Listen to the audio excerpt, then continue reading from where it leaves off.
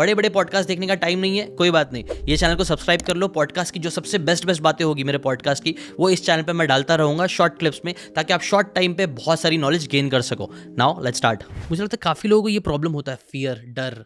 मेरे अंदर भी अभी भी है, मेरे अंदर डर। तो और कई सारे लोग के अंदर है। यूट्यूब नहीं चालू कर, कहीं ना कहीं डर है। बिजनेस नहीं कर रहे क्योंकि ना कहीं डर है कि यार पैसे डूब जाएंगे, टाइम वेस्ट हो जाएगा, ये हो जाएगा। तो ये जो डर है उसको खत्म करने के लिए कुछ प्रैक्टिकल स्टेप्स है जो हम लोग ले सकते हैं, लोगों को लेना चाहिए खत्म करने के लिए। डर दो कारण से होता है। सबसे पहला, एक्सपीरियंस नहीं है, और दूसरा इग्नोरेंस, उस सब्जेक्ट की नॉलेज की कमी है। जैसे किसी को अगर इन्वेस्टमेंट में डर लग रहा है तो शायद नॉलेज की कमी है। जब आप नॉलेज अक्वायर करते हो कोई भी सब्जेक्ट का तो उसमें इन्वेस्ट करना थोड़ा ईजी होता है। और दूसरा, एक्सपीरियंस पाते जाओगे तो पहले आप 1,000 रुपये से शुरू करो, फिर 10,000, फिर 1,00,000, फिर 10,00,000। तो एक्सपीरियंस से वो डर टूटने लगता है। लेकिन शुरू करना पड़ेगा। शुरू किए बिना ना एक्सपीरियंस मिलने वाला है ना नॉलेज मिलने वाला है। तो इसका एक छोटा सा मैं मेटाफर देना चाहूँगा कि हमारी ज़िंदगी जो है ना, वो फियर और ड्रीम के बीच चल रही है। तो सभी अपने ड्रीम को अचीव करना चाहते हैं, लेकिन डर जो है वो उसे वहाँ पर पहुँचने नहीं दे रहा। और आप कितने भी गोल अचीव कर लो, जब नए गोल आएंगे तब वापस फियर आएगा ही आएगा। तो अब अगर आपका फोकस फियर पे है ना, तो आपकी एनर्जी लो होने वाली है। और अगर आपका फोकस ड्रीम पे है तो आपकी एनर्जी बढ़ने वाली है। जो बच्चा स्कूल जा रहा है, टॉप किया, और जो फेल हुआ, दोनों में क्या फ़र्क है? फ़र्क ये नहीं है कि जो फेल हुआ उसके अंदर डर था एग्ज़ाम का, और जो टॉप किया उसके अंदर डर नहीं था। दोनों के अंदर डर था। जो फेल हुआ उसके अंदर भी एग्ज़ाम का डर था, जो टॉप किया उसके अंदर भी एग्ज़ाम का डर था।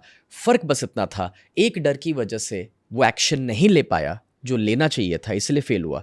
दूसरा, डर को साथ रख के वो एक्शन लिया जो उसे पता था कि उसे सफलता देगा, इसलिए वो टॉप किया। It's a very powerful thing कि आप डर के साथ करते क्या हो।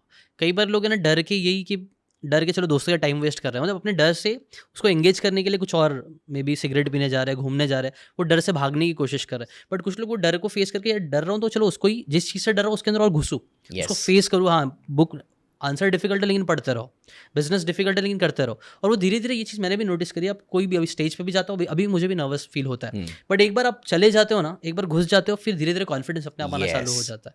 उसे कहता हूँ डीसेंसिटिवाइजेशन। मतलब कि आप जितना उस सिचुएशन को फेस करोगे ना, उसका सेंसिटिविटी आपके लिए कम हो जाता है। जैसे जब आप पहले पहले स्टेज पे जाते हैं तो सेंसिटिविटी लेवल हमारा बहुत हाई होता है, और दुनिया भर की चीज़ें में दिख रही है, और इसलिए नर्वसनेस और कभी कभार पसीना भी हो जाता है, बहुत सारी चीज़ें। शुरुआत में वीडियो बनाते सेम चीज़ होती है। मैं यहाँ पर आपको एक एग्जांपल दूंगा।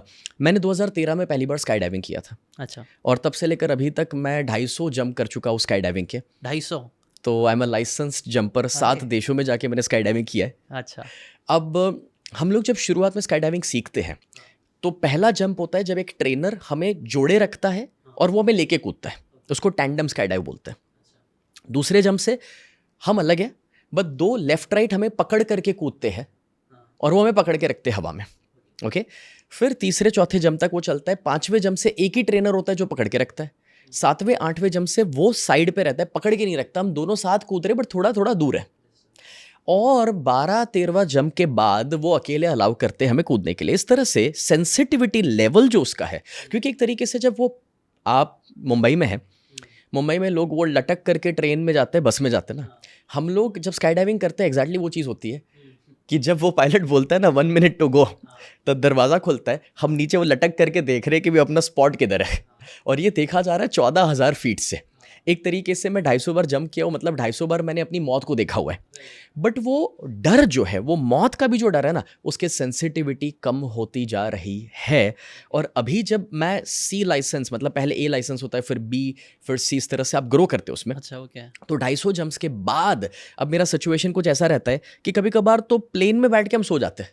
अच्छा। क्यों? क्योंकि अब उस चीज़ का कोई इफेक्ट ही नहीं है आपके ऊपर। हाँ। अब ये भी नहीं कहूँगा कि डर है ही नहीं, बट सेंसिटिविटी लेवल बहुत लो हो जाता है। जब वो बोलता है 1 मिनट, ठीक है, आपने अपना चेक कर लिया, नीचे देखा, आप कूद गए। और पहले दिन पे तो ऐसी हालत है कि पसीने पसीने हो रहे हैं और आपको पता भी नहीं चल रहा करना क्या है। 4 बार 5 बार चेक कर रहे हो कि सब सही तो है ना। और नीचे आने के बाद जब वो पूछ रहे हैं ना हाउ वाज इट, आपके पास कोई जवाब भी नहीं होता। हाँ। तो वो सेंसिटिविटी लेवल इतना शिफ्ट हो जाता है आपका। ओके। तो डर का सामना करने से और एक्सपीरियंस करने से और सही नॉलेज पाने से डर अपने आप खत्म होता है। अगर आपको ये बातें काम की लगी होगी तो do check out the full podcast यार, जाके देखो, डिटेल में चीज़ों को समझो, तब ज़्यादा अच्छे से समझ में आएगा, ज़्यादा अच्छे से आप अपनी ज़िंदगी में चीज़ें अप्लाई कर पाओगे। Thanks so much and subscribe this channel.